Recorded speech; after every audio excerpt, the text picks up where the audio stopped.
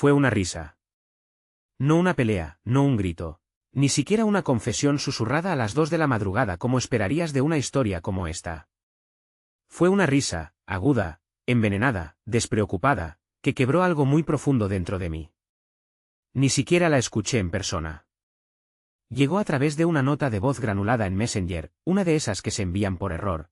No destinadas a ti, fallos del destino que a veces se estrellan en tu cara como un ladrillo contra una vidriera. El mensaje era de Raquel, la mejor amiga de Emilia y su dama de honor. Estaba enviando actualizaciones sobre vestidos de novia al chat grupal en el que yo estaba por error, pero adjuntó la nota de voz equivocada. En vez de encajes y centros de mesa demasiado caros, escuché el audio de Emilia contándole a sus amigas mientras bebía lo que fuera que tuviera en la mano. Es tan poco atractivo que literalmente tengo que beber antes de hacer cualquier cosa con él. Siempre. ¿O vómito? ¿Risa? Tanta maldita risa. No me moví durante un minuto entero. Mi pulgar flotaba sobre la pantalla, el audio repitiéndose como una burla. Cada detalle se sentía quirúrgico. Su tono era casual, sin esfuerzo, como si les contara sus planes para el brunch del domingo. Su voz era casi dulce. Como suenan las personas cuando son crueles sin saber que lo son. O peor, cuando sí lo saben y simplemente no les importa. Déjame contarte algo sobre Emilia. Emilia podía hacer que un sacerdote maldijera. Podía salir impune de un crimen solo hablando. Era ese tipo de mujer que entra en una habitación y hace que todos se enderecen en su asiento. Su cabello siempre olía a coco y calor. Su voz era suave, a menos que estuviera mintiendo, y entonces se volvía más aguda, más rápida. Sonreía con toda la cara, pero cuando te odiaba, sus ojos no parpadeaban. La conocí hace 5 años en una parrillada de verano, uno de esos días sofocantes de julio en los que la cerveza está caliente y las parrillas humean como chimeneas. Caminó por el jardín con unos shorts cortados y zapatillas blancas, sosteniendo una paleta y preguntando si yo era el tipo que arreglaba computadoras. Lo era. A ella no le importaban las computadoras. Solo sabía cómo hacerte sentir que importabas. Durante un tiempo, lo creí. Durante un tiempo, pensé que importaba. ¿Pero esa risa? Esa risa destrozó 5 años de creer. En los días previos a ese mensaje, hubo señales. El trato frío. Los comentarios sarcásticos disfrazados de afecto. Empezó a llamarme tío, como si fuera su hermano o su compañero de piso.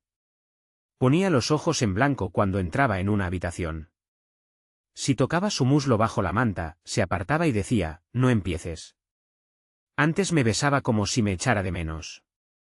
Ahora apenas me dejaba tocarle la cara. Dejó de usar el collar que le regalé por nuestro 3er aniversario.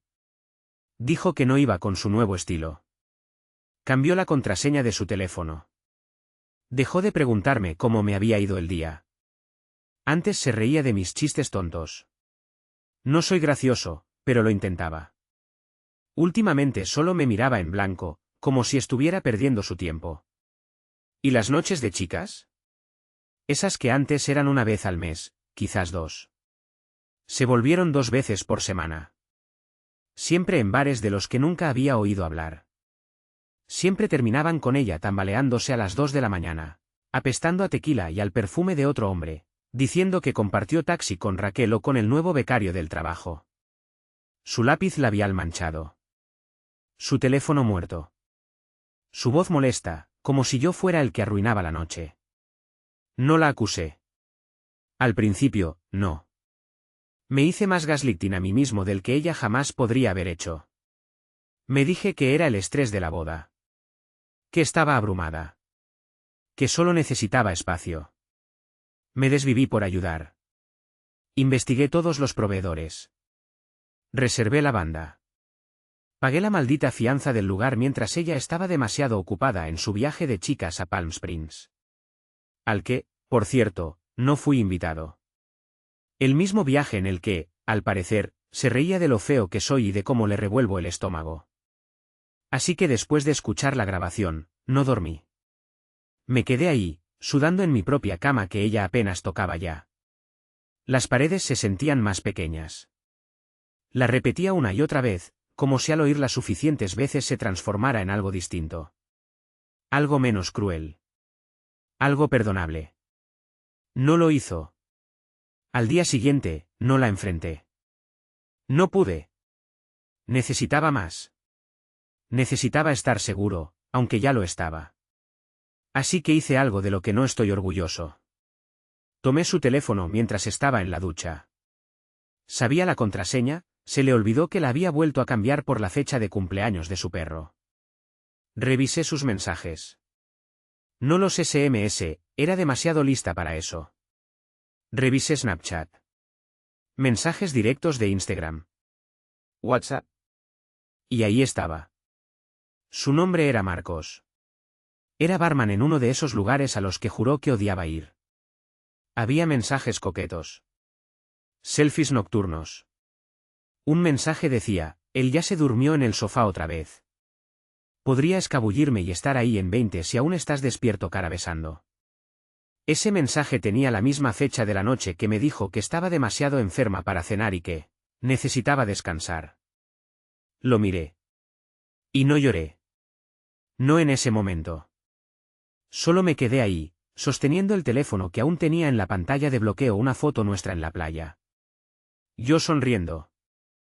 Ella fingiendo. No sabía a quién odiaba más, a ella por mentirme o a mí por seguir necesitando que me amara. No dormí esa noche. Ni parpadeé. Ni comí. Ni respiré bien.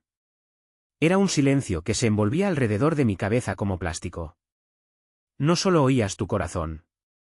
Lo sentías sacudiéndote la columna. Salió del baño alrededor de la 1 de la mañana, con el pelo húmedo envuelto en una toalla, tarareando como si nada estuviera mal. Como si no acabara de llamarme repulsivo a mis espaldas ni estuviera planeando escabullirse a ver a su amante, mientras yo dormía. Nada menos que en la casa que yo pagaba. Me miró y ladeó la cabeza. Tienes pinta de mierda, dijo. Sin preocupación. Solo con ese tono aburrido y despectivo que usaba cuando no le servía para nada ese día. La miré en silencio. Pasó junto a mí, dejó caer la toalla, se puso una camiseta que no era mía y se metió en la cama. Yo seguía sentado al borde del colchón, aún con la ropa del trabajo, las manos temblando. Tenía tantas palabras en la cabeza que se agolpaban en mi garganta, sin poder salir ni una. Me giré y dije, ¿quién es Marcos? No se inmutó. Ni siquiera levantó la vista. ¿Qué? Murmuró, sin dejar de mirar el teléfono. Lo repetí más despacio esta vez, Marcos. El barman del Juns. El que ibas a ver a escondidas mientras yo dormía. Su pulgar dejó de moverse. Puso el teléfono en la mesita de noche con cuidado, como si estuviera colocando una bomba. Luego se giró hacia mí con una expresión que no era de culpa, ni de miedo. Solo de irritación. Como si hubiera interrumpido algo importante. Oh, por Dios, ¿ahora estás revisando mi teléfono? ¿Qué te pasa? Eso fue lo que dijo. ¿No quién es Marcos? No, no es lo que piensas. No, lo siento. Solo estás loco. Esa fue su primera jugada. Girar la situación. Hacerme quedar como el loco. Clásica Emilia. Tenía esa forma de retorcer la realidad hasta que tú acababas pidiéndole perdón por descubrirla. Me mentiste, dije, apenas en un susurro. Dijiste que estabas enferma. Dijiste que estabas en casa. Dijiste que era tu madre quien te escribía. Te burlaste de mí delante de tus amigas. Bufó y puso los ojos en blanco. Dios mío. Era una broma. Estás siendo demasiado sensible. Y Marcos es solo un amigo. ¿Un amigo con el que te ibas a acostar?, pregunté con la mirada. Se incorporó de golpe. No me hables así. No sabes por lo que he estado pasando. No entiendes lo difícil que ha sido para mí últimamente. ¿Difícil para ella? Pestañeé, incrédulo. ¿Me engañas si tú eres la víctima? Cruzó los brazos. Has estado tan aburrido. Ya no me llevas a ningún sitio. Siempre estás trabajando o cansado o hablando de cuentas. Tengo 29 años, no 60. Necesito pasión. Necesito sentirme deseada. Podría haber gritado. Yo te deseaba, dije. Cada día. Incluso cuando dejaste de besarme. Incluso cuando empezaste a tratarme como un fantasma. Planeé una vida contigo. Estaba trabajando para hacerla real. Se levantó, se puso unos leggings y murmuró, pues tal vez esa vida ya no es la que quiero. Me golpeó más fuerte de lo que pensaba. No gritó. No lloró. No lo negó. Solo me despegó como una calcomanía que ya le aburría. La vi coger su bolso y sus llaves. ¿A dónde vas?, pregunté, aunque ya lo sabía. A casa de Raquel, mintió, abriendo la puerta. Necesito espacio. Y se fue. Me quedé en el umbral descalzo durante 10 minutos, el frío del pasillo subiéndome por la espalda. Finalmente, mis rodillas cedieron y me senté ahí mismo, en el suelo de madera, en la oscuridad. No porque fuera débil, sino porque algo dentro de mí finalmente aceptó la verdad. No es que hubiera dejado de amarme. Es que nunca lo hizo. ¿Y ahora? Ahora ni siquiera estaba enojado. Era algo peor. Estaba acabado. Habría sido más fácil si hubiera gritado. Si hubiera llorado. Si hubiera lanzado algo o implorado o siquiera fingido que le importaba. Pero no. Emilia salió como quien sale de una cita con el dentista que se le había olvidado que tenía. El silencio que dejó fue la cosa más ruidosa que he escuchado en mi vida. No la seguí. No la llamé. Ni siquiera cerré con llave la puerta detrás de ella. Me quedé sentado en el suelo, con las rodillas recogidas contra el pecho como un niño maldito, mirando el felpudo que habíamos comprado juntos el año anterior. El que decía del hogar somos nosotros. ¡Qué maldito chiste! Pero ahí es donde las cosas tomaron un giro que no esperaba. ¿Por qué no terminó con Marcos? Oh, no. Eso fue solo el primer esqueleto de una fosa común entera. A la mañana siguiente, si es que se puede llamar mañana a algo cuando no has dormido, hice algo que nunca pensé que haría. Abrí su portátil. Siempre lo mantenía cerrado, siempre decía cosas como es solo para el trabajo o no toques mi configuración. Pero Emilia era perezosa con la tecnología, y yo la conocía mejor de lo que ella pensaba. Su contraseña era la misma que su antiguo usuario de Instagram. El que olvidó cambiar cuando nos comprometimos. Lo primero que abrí fue su correo. Ni siquiera buscaba mierda. Solo necesitaba saber si estaba loco. Ver algo que le diera sentido a todo esto. Pero lo que encontré hizo que Marcos pareciera una nota al pie. Había carpetas. Organizadas. Una se llamaba Apps, que pensé que era material de la boda. No lo era. Estaba llena de invitaciones de calendario para encuentros, almuerzos, ver a D en el hotel, café con K, llamar a B. Iniciales diferentes, ubicaciones diferentes. Y lo peor, la mayoría eran entre semana. Días que yo creía que estaba trabajando en su oficina de diseño gráfico en el centro. Y luego estaba la carpeta marcada como Funsies. Sí, Funsies. Capturas de pantalla. Mensajes. Selfies. Vídeos. Algunos eran suaves, coqueteos con hombres que nunca había visto. Otros, no tanto. Y no solo eran con Marcos. Había al menos otros 4 hombres, todos guardados en sus contactos con apodos, músculos, poeta, tatuajes lo juro por Dios, papito. Me quedé ahí, desplazándome con la mandíbula apretada, el corazón desbocado. Era como ver otra vida que estaba viviendo sin mí. Una vida mejor, a sus ojos. Una vida en la que ella era la estrella. Una vida en la que yo ni siquiera existía. ¿Y lo peor? Un mensaje enterrado en un hilo antiguo de WhatsApp con poeta, donde decía, es como un felpudo que mantengo para pagar las cuentas y lo aburrido, pero me casaré con él. Es seguro.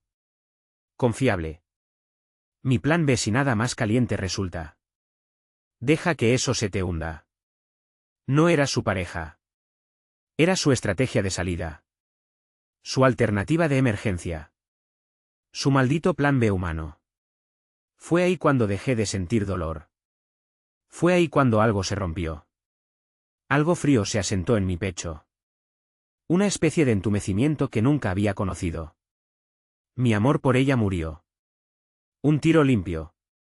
Así que tomé capturas de pantalla. Docenas. Me las envié por correo. Hice una carpeta de respaldo. Si quería jugar, yo estaba listo para volcar el tablero. A eso de las 2 de la tarde, volvió. Sin tocar la puerta. Sin mensaje. Solo entró, como si todavía fuera su casa. Pelo revuelto, maquillaje corrido, no en plan borracha, sino en plan he estado con otro tipo. Llevaba unos pendientes nuevos. Me di cuenta porque yo le había comprado los anteriores y se burló de ellos por ser demasiado simples. Me miró como si el intruso fuera yo. ¿Qué? Dijo. Así, como si la molestara. Me levanté, la miré directo a los ojos y dije. Haz las maletas. Parpadeó. ¿Perdón? ¿Me oíste? Todo lo tuyo.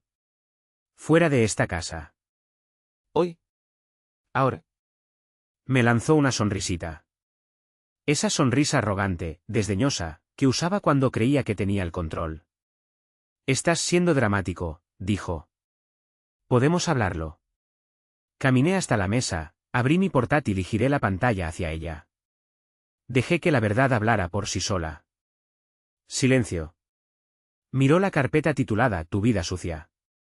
Y entonces, tuvo el descaro de reírse. No nerviosamente. No con culpa. Una carcajada completa. Como si me hubiera tropezado con mis propios cordones frente a ella. ¿En serio revisaste mis cosas? Dijo. Guau. Controlador y patético. Ni siquiera intentó negarlo. ¿Esa risa? Esa risa fue lo último. Me vació el pecho por completo. No eres la víctima aquí, Emilia, dije con la calma de la muerte. Eres una manipuladora, infiel, narcisista.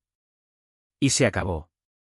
Trató de hacerse la ofendida, de empezar una perorata sobre la confianza, la privacidad, sobre cómo ninguna relación es perfecta. No pestañeé. Le entregué una bolsa de viaje y dije, tienes 10 minutos. Me fulminó con la mirada, pero algo en sus ojos se quebró. Entendió que no estaba jugando. No esta vez. Mientras empacaba, murmuraba cosas sobre cómo había desperdiciado sus mejores años conmigo, que debió haberse quedado con Marcos desde el principio. No respondí. Solo la vi desmoronarse. Máscara por máscara. Cerró la puerta de un portazo. Y así, Emilia se fue. Pero la tormenta, la tormenta apenas comenzaba. Uno cree que cuando la verdad sale a la luz, cuando la máscara cae, cuando las mentiras se exponen y el villano sale por la puerta, todo termina. No es así. Eso es solo la mecha. Y la explosión empieza con la gente que no quiere creerte. 20 minutos después de que Emilia se fue, llegó el primer mensaje. De su hermana, Clara. ¿Por qué Emilia dice que la echaste? ¿Qué está pasando? No respondí. Aún no. 10 minutos más tarde, me llamó Raquel. Sí, esa Raquel. La misma que envió accidentalmente la nota de voz. Dejé que sonara 2 veces, luego contesté. Mira, dijo de inmediato. No quería que escucharas eso. Fue sacado de contexto. ¿Solo estaba? Raquel, la interrumpí. No me mientas, por favor. Silencio. Luego un suspiro largo. No sabía lo de los otros chicos, admitió. Sabía lo de Marcos, pero pensé que solo había sido una vez. Le dije que parara. Eso me detuvo en seco. ¿Tú sabías? Sonaba culpable, sí. Pero no lo suficiente. Me dijo que se sentía atrapada. Dijo que tú eras demasiado seguro, demasiado predecible. Pensé que solo eran nervios preboda. Nunca imaginé que se iría por la vía de destruirlo todo. Dijo que yo era su plan B, le dije. ¿También te dijo eso? Más silencio. Luego un susurro, joder. Colgué. No quería disculpas. No quería control de daños. Quería que las personas que la conocían la vieran como yo me había visto obligado a verla ahora. No a la Emilia encantadora, ingeniosa, cuidadosamente presentada en los cumpleaños y en las redes. Quería que vieran a la depredadora detrás del rímel. Así que tomé una decisión. Imprimí las capturas de pantalla. Todas. Recorté lo inapropiado, pero dejé lo condenatorio, los mensajes, los nombres, las direcciones de hoteles, los comentarios burlones sobre mí, que era básico, aburrido, un paseo gratis con trabajo estable y sin chispa. Luego adjunté una de las grabaciones. ¿La risa? Esa risa que lo empezó todo. La envié a su madre. A su padre. A sus dos mejores amigas. A su dama de honor. Asunto, esta es quien realmente es. Pensé que deberían saberlo antes de verla caminar hacia el altar. ¿Betty? Tal vez. Pero después de 5 años de ser su conserje emocional, merecía una bala en mi propia defensa. Las consecuencias no tardaron. Clara me escribió de nuevo. Esta vez sin signos de interrogación, lo siento. No lo sabía. Te juro por Dios que no lo sabía. Su madre nunca respondió. Solo me dejó de seguir en todas partes. Supongo que la negación es más fácil. Pero el verdadero golpe llegó 3 días después. Marcos apareció en mi puerta. Sí. Marcos. Tatuajes hasta la mitad del cuello, olía a marihuana y a una colonia que parecía sacada de una gasolinera. Tenía el ceño fruncido, los puños apretados. Salí al porche y cerré la puerta detrás de mí. ¿Eres el prometido?, preguntó, casi como si no pudiera creerlo. Ya no, respondí. ¿La eché? Se echó a reír, sacudiendo la cabeza. Ella decía que eras un controlador. ¿Qué le pegabas? Sentí la sangre huir de mi cara. ¿Qué? Dije, dando un paso hacia atrás. Eso me dijo, repitió, acercándose. Que eras un obsesivo. Que siempre la espiabas. Que no la dejabas salir sin revisar su teléfono. Lo miré. Y entonces todo encajó. Por supuesto. Había estado preparando el terreno desde hacía semanas. Dejando migas falsas. Historias de abuso inventadas. Todo para asegurarse de que, cuando todo explotara, ella cayera de pie. Di un paso atrás. Revisa tus mensajes, le dije. Mira las fechas. Ve dónde estabas tú cuando ella estaba con tatuajes, con poeta, con papito. Sus ojos vacilaron. Tengo pruebas, le dije. No eras el único. No me estaba engañando solo a mí. También a ti. Marcos no dijo ni una palabra más. Solo se fue, despacio, como si su cerebro no pudiera seguir el paso de sus pies. Como un hombre que acaba de darse cuenta de que ha estado bebiendo veneno con una sonrisa. Esa noche, Emilia me escribió. Sin disculpas. Sin negaciones. Solo, wow, ¿de verdad estás haciendo todo esto? ¿De verdad quieres destruirme? Miré la pantalla por un largo rato. Luego respondí con una sola línea. Ya me destruiste tú. Solo te estoy devolviendo el espejo. La bloqueé después de eso. Pero el eco seguía propagándose. Raquel dejó de defenderla. Clara se volvió un volcán, publicando una indirecta brutal sobre lealtades falsas y víboras envueltas en cintas de honor. 2 de los amigos hombres de Emilia me contactaron en privado. Habían estado flirteando con ella durante meses. Ambos dijeron sentirse culpables ahora. Usados. Quemó cada red de seguridad que tenía. Y yo empecé a dormir de nuevo. ¿Con sueños? Sí. De esos en los que te despiertas sudando porque recuerdas un buen momento que después descubriste que era falso. Pero incluso eso era mejor que la insensibilidad en la que había vivido. Ya no estaba enojado. Había empezado a convertirme en una persona otra vez. Un hombre que finalmente podía dejar de amar a una mujer que, en realidad, nunca existió. Pero aún faltaba algo. Una sensación. Un susurro en el fondo de mi mente. Esto no había terminado. Y tenía razón. Pasó una semana. Ningún mensaje más de Emilia. Ningún correo. Ninguna llamada dramática. Solo silencio. Pero no era el tipo de silencio que se siente como paz. Era un silencio que parecía estar dando vueltas en círculos fuera de tu ventana, esperando. Una pausa tensa. Como si el universo contuviera el aliento. Así que empecé a empacar sus cosas. No por amabilidad. No por cortesía. Solo porque ya no quería ni una huella suya en la casa. El olor de su champú en la almohada. Las copas de vino que nunca lavaba. El mat de yoga que nunca usó. Todo era ruido. Y yo quería silencio. Fue entonces cuando lo encontré. Enterrado detrás de unas cajas con decoraciones de temporada en el armario del pasillo, el que nadie abre a menos que se mude o se esté muriendo, había una caja de zapatos negra. Sellada con cinta. Como si contuviera material radiactivo.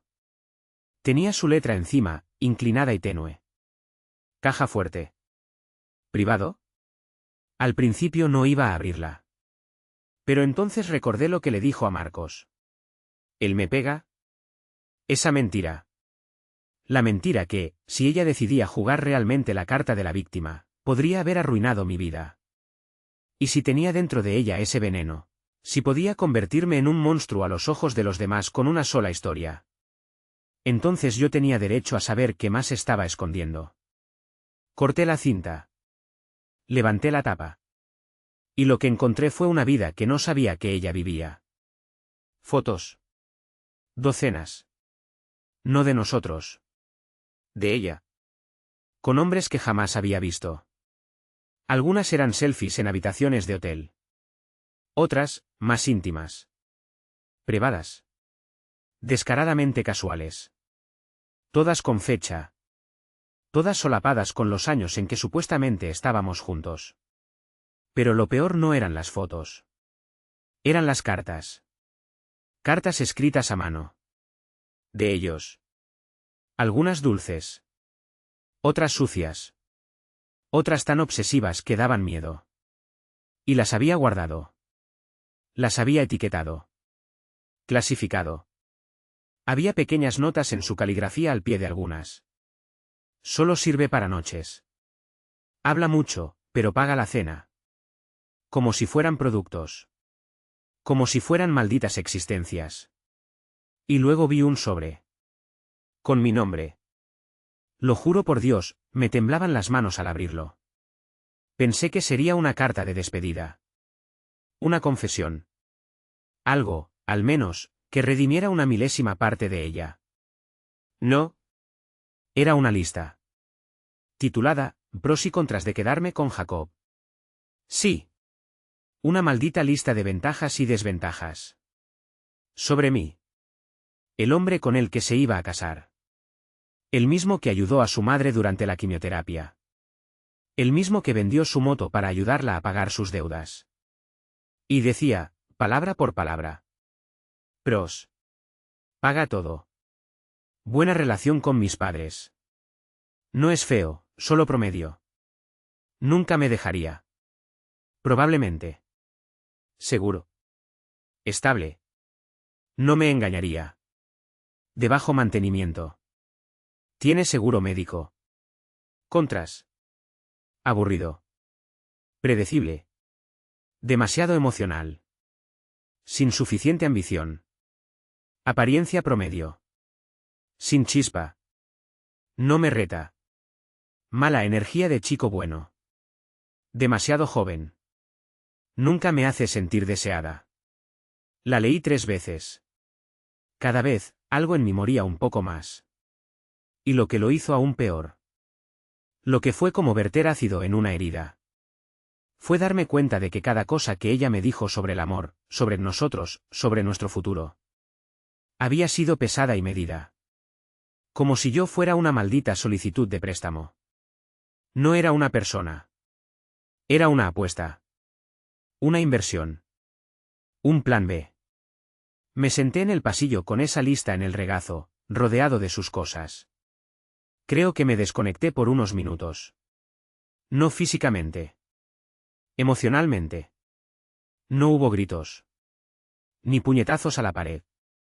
Solo un apagón lento y profundo. Como si mi cuerpo por fin entendiera que ya no valía la pena sangrar por alguien que había usado mi corazón como un recibo. Quemé la lista. No por venganza. Por cierre. Pero guardé una cosa. La lista de nombres. Necesitaba saber hasta dónde llegaba todo esto. No para torturarme. Para entender la magnitud total de la mentira en la que había vivido. Así que contacté con uno de los hombres. El que estaba etiquetado como habla mucho, pero paga la cena. Su nombre real era Darío. Trabajaba en finanzas. Demasiado pulcro, pero educado.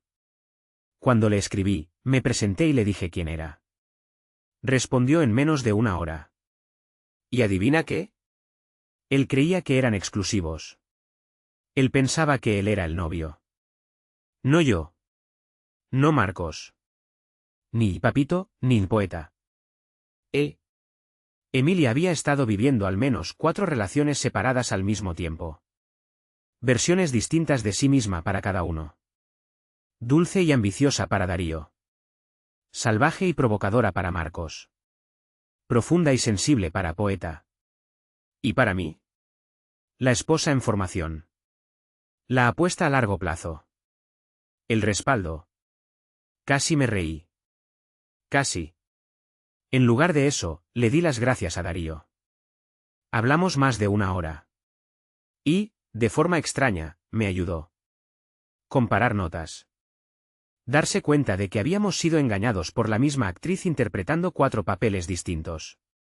Pensé que ella era la indicada, dijo él. Yo también, respondí. Y luego, nos quedamos en silencio. Cerré la caja. La llevé a un contenedor 10 calles más allá. Por si acaso ella volvía a buscarla. No lo haría. Pero no quería ni una posibilidad. Porque algo en mí finalmente había encajado. La verdad completa. El cuadro entero. La realización de que ella nunca fue mía. Emilia nunca estuvo conmigo. Solo estaba cerca de mí. Una tormenta disfrazada de piel. Habían pasado 2 semanas desde que Emilia salió de mi apartamento con una bolsa de viaje y un ego demasiado grande para cargar. 2 semanas desde la risa. Desde la traición. Desde la caída. Y por primera vez en meses, tal vez en años. La casa se sentía tranquila. En el buen sentido. Sin portazos. Sin silencios helados. Sin ojos que se volteaban con cada palabra mía. Solo yo. Un sofá que todavía tenía su perfume en la tela. Y el sonido de mi propia recuperación. Empezando a resonar en los espacios que ella solía dominar. Estaba volviendo. Poco a poco. Había empezado a correr otra vez. A reconectar con amigos que no veía desde antes de que Emilia tejiera su telaraña. Incluso la eliminé de mis contactos de emergencia. Puede no sonar como gran cosa. Pero esa lista es íntima. Y luego, justo cuando mis pulmones empezaban a aprender a respirar sin atragantarse con el recuerdo. Ella volvió.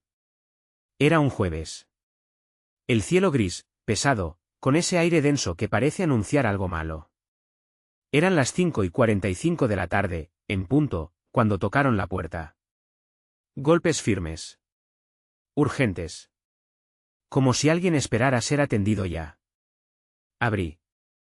Y ahí estaba. Emile. Sin maquillaje. Sudadera 2 tallas más grande.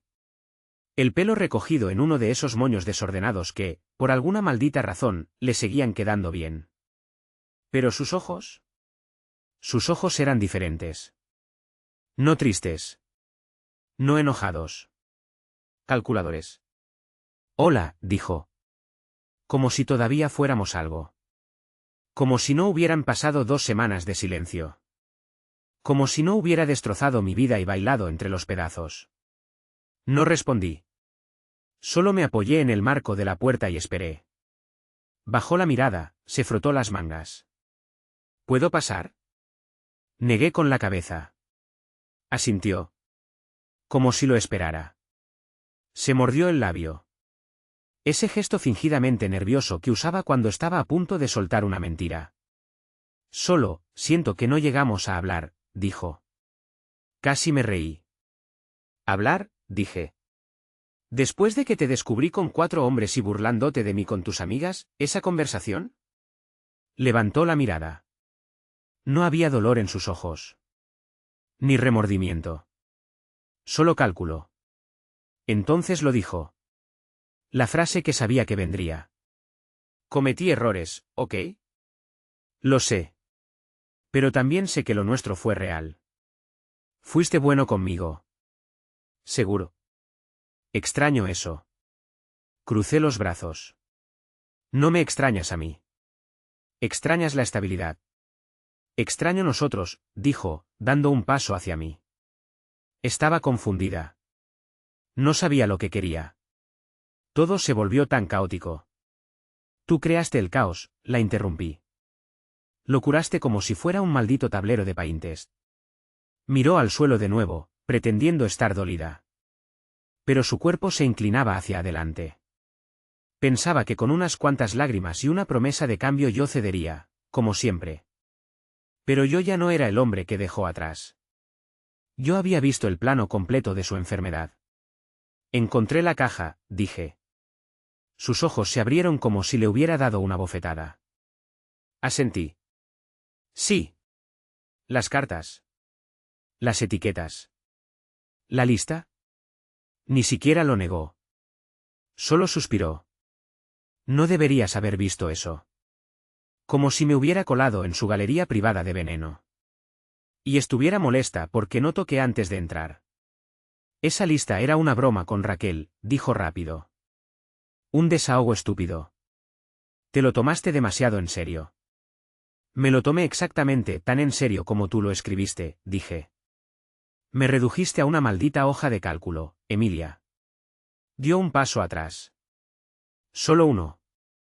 Pero fue suficiente para saber que entendía que esto no estaba yendo como esperaba. Mira, dijo, con la voz suave, cambiando de táctica. La cagué. Lo sé. Pero tal vez podríamos ir a terapia, o simplemente hablar sin esta rabia. Tal vez podamos reconstruir algo. Salí al porche, obligándola a retroceder. No quieres reconstruir nada, Emilia. Quieres un refugio. Porque los tipos con los que me reemplazaste no te dieron lo que esperabas. Su rostro se torció. Eso no es justo. No es justo, repetí. Lo injusto fue perder 5 años con alguien que ya estaba audicionando reemplazos mientras me decía que me amaba. La miré. Y lo vi. Ese destello en sus ojos. El de perdí el control. Entonces mostró su verdadero rostro otra vez. Bien, escupió. ¿Quieres hacerte la víctima? Adelante. Pero no actúes como si fueras perfecto. Eres predecible. Me aburrías. Nunca me hiciste sentir viva. Y aún así ibas a casarte conmigo. Sí, dijo con una sonrisa torcida. Porque pensé que aprendería a conformarme. Sentí que la sangre se me helaba. No por dolor. Por claridad. Esa era la verdadera Emilia. Sin máscara. Sin lágrimas. Solo veneno con brillo de labios. Asentí en silencio. Abrí la puerta detrás de mí. Metí la mano en la pequeña caja junto al marco. Y le entregué un sobre de Manila. Miró el sobre. ¿Qué es esto? Todo lo que te debo, dije. Llaves. Joyas.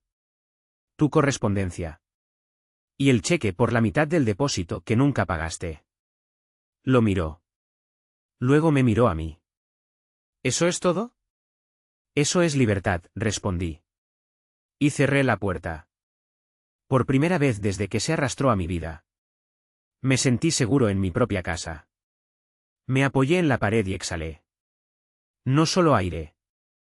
5 años de presión que ni siquiera sabía que cargaba. Ya no era su plan de respaldo. Ni su terapeuta. Ni su billetera. Ni su guardaespaldas. Ni su público. Era solo eso, libre. Uno cree que ha tocado fondo. Pero no sabe que siempre hay otro nivel más abajo. Más oscuro. Más frío. Uno que ni siquiera sabías que existía. Eso me pasó después de la despedida. Después del sobre. Después de la puerta cerrada. Pensé que ya estaba todo. Que había terminado. Pero entonces recibí una llamada que me empujó directo al sótano de todas sus mentiras. Era un tipo llamado Bruno. No me sonaba el nombre. Hasta que dijo, no nos conocemos, pero yo solía salir con Emilia. ¿Solías? Pregunté, ya en guardia. Pausa. Ruido de tráfico de fondo. Claxon, viento. Sí, dijo. Hasta que supe que estaba comprometida. Ese eras tú, ¿verdad? Cerré los ojos. Sí, murmuré. Ese era yo. Bruno suspiró. Como si hubiera estado guardando esto durante demasiado tiempo. No iba a llamarte. Pero después de lo que me hizo, y enterarme de lo que te hizo a ti, pensé que debía saberlo. ¿Saber qué? Pregunté. Y entonces lo soltó. La frase que me golpeó más fuerte que la lista. Más fuerte que la risa. Más fuerte que verla irse como si nada. Me dijo que estaba embarazada de mi hijo. No hablé. No parpadeé. No respiré. Me lo dijo en febrero, continuó Bruno. Dijo que no sabía si lo iba a tener. Discutimos mucho. Luego desapareció. A las pocas semanas vi sus fotos de compromiso contigo. Febrero. El compromiso fue en junio. ¿Tuvo el bebé? Pregunté, la garganta apretada. No, dijo Bruno. Creo que todo fue mentira. Pero no sabía que tenía un prometido. Me enteré hace unos días, cuando Darío me escribió. Me dijo que estaban comparando historias. Darío. El de paga la cena. No tenía palabras. Nada. Me mandó fotos del ultrasonido, añadió Bruno, en voz baja. Las busqué después en Google. Eran imágenes de archivo. Sentí que el cuerpo se me endurecía. Porque eso ya no era infidelidad. Eso era psicopatía. No solo me había mentido. Había mentido sobre crear una vida. Había manipulado a un hombre para que creyera que iba a ser padre. Mientras planeaba una boda conmigo. Mientras dormía con otros 3 hombres más. También me dijo que le dabas miedo, continuó Bruno. Que la controlabas. Que la vigilabas todo el tiempo. Que la amenazaste si intentaba irse. Quise reír. De verdad. Pero no salió ningún sonido. Era parte del mismo guión. La misma obra. El mismo papel. Ella, la víctima. La novia aterrada. La incomprendida. La que escapaba de un tipo demasiado bueno. Mientras destruía vidas por deporte. Lo siento, hermano, dijo Bruno. No sé qué más decir. Le agradecí. Con la voz apenas viva. Colgamos. Y entonces me senté en el suelo, otra vez. Como aquella noche de la nota de voz. Pero esta vez no estaba roto. Estaba horrorizado. Porque Emilia no era solo una infiel. Ni una narcisista. Ni una mala persona, aunque Dios sabe que era todo eso y más. Era peligrosa. Del tipo que miente sobre un embarazo. Para atrapar a alguien. Del tipo que convierte a los hombres en villanos. Mientras ella escribe el guión de la heroína sacrificada. Y lo más aterrador. Era buena en ello. Empecé a preguntarme cuántos más había. ¿Cuántos hombres jamás se enteraron? ¿Cuántos aún le enviaban dinero? Cartas. Ofertas de rescate. Emilia no era una mujer. Era un culto de una sola persona. Una ilusión andante. Una sociópata vestida con cardigan. Y un anillo de compromiso que nunca mereció. Y cuanto más pensaba en ello, más entendía que tenía que protegerme. No solo emocionalmente. Legalmente. Porque una mujer capaz de fingir un embarazo. Plantar historias de abuso. Y llevar 4 vidas en paralelo sin parpadear. También podía hacer una llamada. Y tener a la policía en mi puerta. Así que hice las mías. Hice mis llamadas. Hablé con un abogado. Le conté todo. Los mensajes. Los audios. Las pruebas. La acusación falsa del embarazo a través de Bruno. Mi abogado escuchó con los ojos bien abiertos. Y dijo exactamente lo que temía oír. Hiciste lo correcto. Pero no des por hecho que ella ha terminado contigo. Entonces presentamos un registro formal. No una denuncia. No cargos. Solo documentación. Por si acaso. Porque mujeres como Emilia no se van en silencio. No pierden sin intentar quemarlo todo antes. Llamé a mi trabajo. A mi jefe. A recursos humanos. Incluso le conté a mi madre, que tiene 62 años y aún quiso conducir hasta la casa de Emilia para lanzarle un zapato a la ventana. Pero lo más importante. Empecé a escribirlo todo. Cada mensaje. Cada llamada. Cada nombre. Porque esto ya no era una historia de desamor. Era defensa propia. Ella no solo jugó con mi amor. Jugó con mi vida. Y si volvía, no encontraría al mismo hombre. Encontraría una muralla. Y entonces, como si el destino quisiera comprobarlo. Todo empezó con un golpe a la puerta.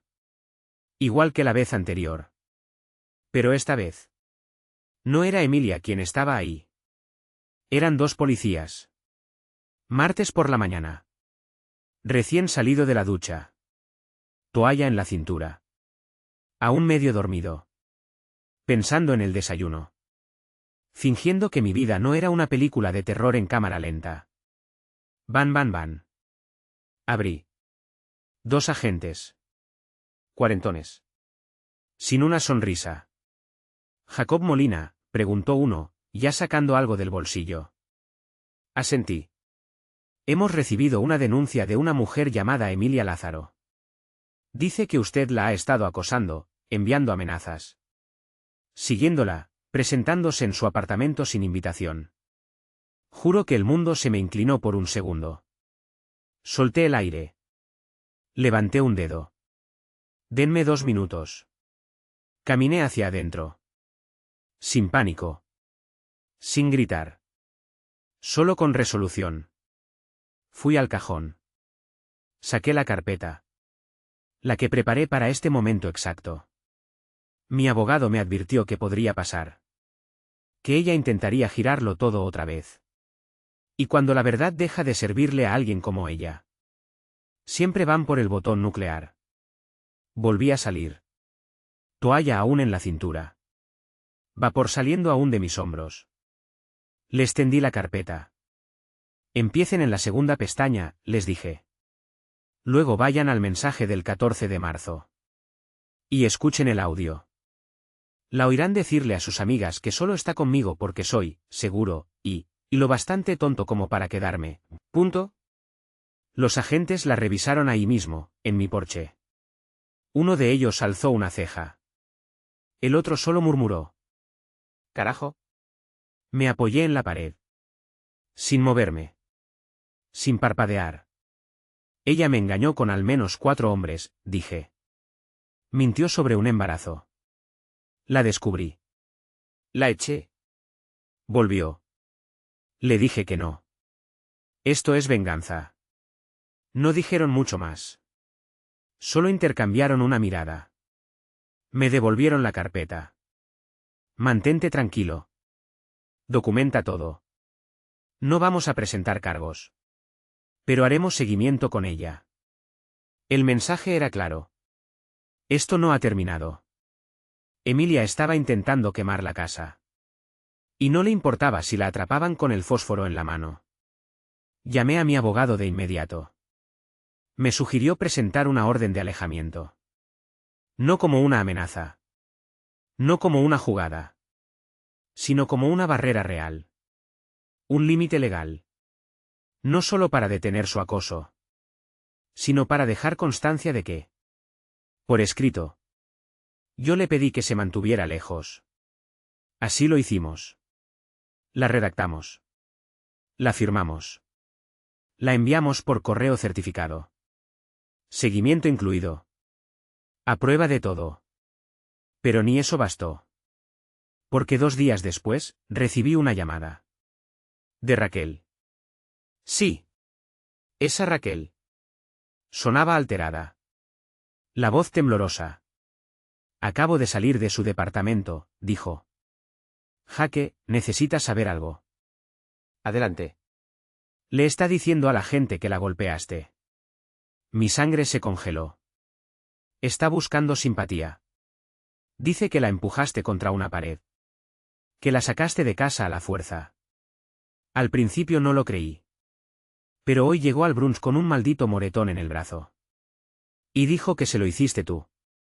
Me senté en el suelo. No porque estuviera destruido. Sino porque necesitaba que la gravedad me sujetara. Raquel siguió hablando. Le pregunté si había presentado una denuncia.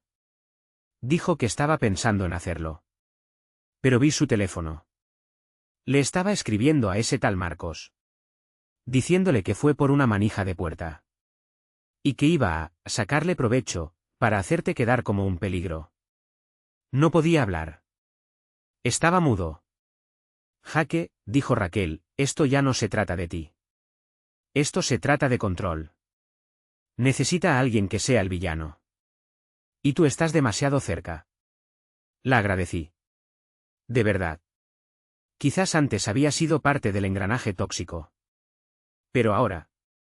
Ahora era una alerta. Llamé a mi abogado otra vez. Y esta vez no titubeamos. Presentamos la orden de alejamiento. ¿Real? Formal. Entregamos todo. La acusación falsa. El testimonio de Raquel. Los mensajes. El patrón de manipulación. La fecha de audiencia fue fijada. Y me preparé para el enfrentamiento. Pero Emilia. Emilia no se presentó. Ni ella. Ni su abogado. Ni una excusa. Solo su ausencia. Me senté en esa sala de juicio media hora. Mientras mi abogado relataba cada movimiento cobarde y vil que ella había hecho. Y vi el rostro del juez endurecerse segundo a segundo. Orden de alejamiento concedida. No podía acercarse a mí. No podía enviarme mensajes. Ni correos. Ni mencionarme en redes. Si lo hacía. Una sola llamada. Y enfrentaría cargos. Se acabó. Salí de ese tribunal. No como un hombre que había ganado. Sino como un hombre que por fin había salido. De una cueva en la que nunca debió entrar. Y al llegar a casa. Había una última carta pegada en mi puerta. Sin sobre. Sin sello. Solo una hoja doblada. Escrita con bolígrafo rosa. Siempre te quedarás con la duda de si fue tu culpa. Esa es la mejor parte. Sin firma. Pero no la necesitaba. La quemé también. Porque ya sabía la verdad. Ella no quería volver. Solo quería asegurarse. De que nadie más pudiera reparar lo que había roto. Y yo. Yo ya estaba reconstruyéndome. Hay un momento, justo después de que pasa la tormenta. En el que todo se siente quieto. No en paz. Solo, quieto. Como si el aire aún no recordara cómo moverse. Ahí estuve yo. Durante semanas. Sin llamadas. Sin drama. Sin llanto tras la puerta. Sin embarazos falsos. Sin moretones de utilería. Solo silencio. Un silencio limpio. Clínico. Y en ese silencio. Reconstruí. Empecé por lo básico. Las compras. Correr por las mañanas. Volver al gimnasio. Dejé de mirar por encima del hombro. Dejé de revisar 2 veces las cerraduras. Mi apartamento. Por primera vez en años. Se sentía mío. No un escenario para las funciones de alguien más. No una jaula para mi confusión. Cambié todo. Nueva ropa de cama. Platos nuevos. Nuevo olor en el aire. Pinté las paredes. Quité los cartelitos con frases cursis sobre el amor y la risa, que probablemente había robado de Pinterest. Los reemplacé por espacio en blanco. Porque ahora, el silencio era hermoso. Me corté el pelo más corto. Bajé de peso. No por venganza. Por mí. Por el hombre que había olvidado que era. Incluso volví a terapia. Primera vez desde la universidad. Amanda, mi terapeuta, me miró directo a los ojos en nuestra segunda sesión y dijo: Tú no estás con el corazón roto. Estás saliendo de una guerra psicológica. Y lo juro, estuve a punto de llorar. Porque eso era. No fue una relación. Fue un campo de batalla. Y solo uno de los dos llevaba armas. Pero aquí está lo hermoso sobre los que sobrevivimos. Eventualmente, dejamos de encogernos. Empecé a reír otra vez. No solo risitas. Risas feas. De esas que te duelen el estómago. Contacté con viejos amigos. Los mismos que Emilia fue alejando poco a poco. Diciendo que eran tóxicos o inmaduros o celosos. Uno por uno. Me dieron la bienvenida como si acabara de salir de una secta. Y entonces, un día de octubre. 4 meses después de la desaparición de Emilia. Conocí a alguien. No fue a propósito. No en una app. No con un giro romántico de comedia. Solo en una cafetería. Se llama Sara. Ojos marrones. Ligero sobremordida. Nada en ella era editado ni ensayado. Llevaba calcetines que no combinaban. Se reía de sus propios chistes, incluso si nadie más lo hacía. Trabajaba en cuidado de ancianos. Llevaba crucigramas para leer en sus descansos. No era Emilia. Y eso era lo más hermoso de todo. Fuimos despacio. ¿Qué fe? Almuerzo. Historias de nuestras vidas que no sonaban como TED Talks. Cuando le conté lo que había vivido. Esperaba que me mirara como a un hombre roto. En cambio, me dijo: Entonces debes ser realmente fuerte. Y por primera vez en años. Pensé que tal vez tenía razón. Sara no me pedía que actuara. No coqueteaba como si fuera una transacción. No decía veamos qué pasa mientras mandaba mensajes a otros 4 tipos. Solo estaba. Con constancia. Con calma. Como si la paz usara vaqueros y bálsamo labial. Y sentí algo que no sentía desde antes de Emilia. Me sentí a salvo. Es raro cómo el respeto básico puede sentirse como un milagro. Después de años de latigazos emocionales. Pero así es como se ve la sanación. No es fuegos artificiales. No es venganza. Es entrar en tu cocina, hacer huevos. Y darte cuenta de que no tienes un nudo en el estómago. Porque no dijiste la cosa equivocada. A alguien inestable. Es escuchar una risa y saber que es de verdad. Es mirarte al espejo. Y reconocerte otra vez.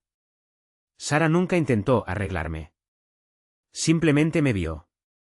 Y eso fue más poderoso que cualquier disculpa. Que nunca recibí de Emilia.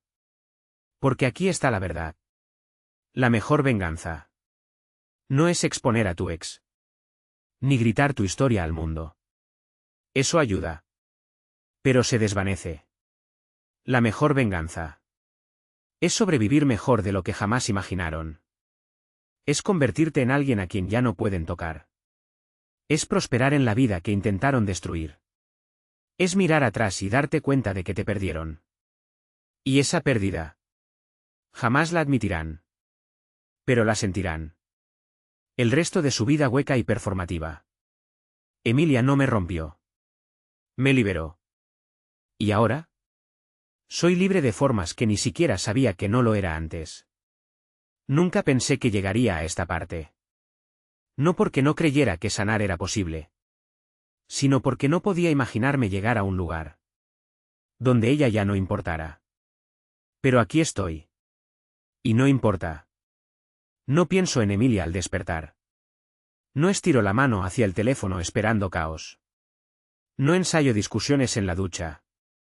No me pregunto con qué humor estará cuando llegue a casa. Esa versión de mi vida. ¿Se fue? Reemplazada por algo simple. Por algo mío. Déjame decirte cómo se siente eso. Se siente como dormir. Dormir de verdad.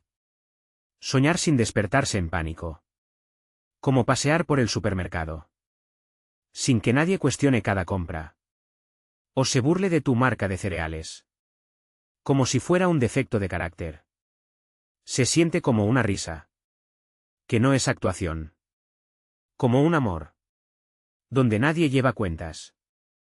Ni calcula retorno de inversión. Como si fueras una maldita acción en bolsa. Se siente como libertad. Y no. Ya no la odio. El odio requiere energía. Y ella no se merece mi energía. Ni mi rabia. Ni siquiera mi curiosidad. Emilia es solo eso. Un capítulo. Feo. Violento. Inolvidable. Pero aún así. Solo un capítulo. La semana pasada me crucé con Clara, su hermana. En una librería. Me saludó como si viera un fantasma. Charlamos un poco. Sin incomodidad. Me dijo que Emilia se había mudado a otro estado. A Florida. Vendiendo bienes raíces. Qué irónico, ¿no? Vendiendo sueños en casas de cristal. Cuando ella vivía en un castillo de mentiras. Clara dijo que ya no habla con ella. Que la cortó de su vida. Después de que intentó culparla. A ella y a su padre. Del fracaso del compromiso. Clásica Emilia. Quemar puentes. Y culpar a las cenizas por volar con el viento. Clara me preguntó. ¿Todavía piensas en ella? Sonreí. Solo cuando cuento la historia. Y es la verdad. Porque sí cuento la historia. La cuento cuando veo a un amigo ser manipulado. Cuando escucho a alguien decir. Ella solo es emocional. Sobre una mujer claramente tóxica. Cuando leo otra publicación en Reddit. De un tipo diciendo. De la nada cambió. Y quiero atravesar la pantalla y decirle. No, hermano. No cambió. Tú solo la viste sin el disfraz por primera vez. Así que sí. Aquí va mi consejo final. Si llegaste hasta aquí. Escucha esto. Confía en tu instinto. Si algo se siente mal. Es porque está mal. Si te sientes irrespetado. Es porque lo están haciendo. Si tienes que defender a tu pareja. Contra tus propias dudas internas. Ya sabes la respuesta. No te hagas gaslighting a ti mismo solo porque amas a alguien. El amor no se supone que sea un acertijo. Ni una cuerda floja. Ni un castigo envuelto en elogios falsos. El amor real te expande. No te encoge. Emilia me encogió. Poco a poco. Día tras día. Hasta que olvidé quién era. Pero me encontré de nuevo. ¿Y si estás leyendo esto? Hundido hasta el cuello en el mismo dolor por el que pasé yo. Tú también lo harás. Hay vida después de la traición. Paz después del caos. Alguien ahí fuera que nunca te hará sentir como una segunda opción. Solo tienes que atravesar el fuego primero. Así que si estás parado frente a esa puerta. La que te aleja de ella. De él. O de quienes te rompen despacio y con una sonrisa. Y sientes miedo de cruzarla. Corre. Porque te prometo. La vida que te espera del otro lado. Es mucho mejor. Que esa por la que te están rogando que te conformes.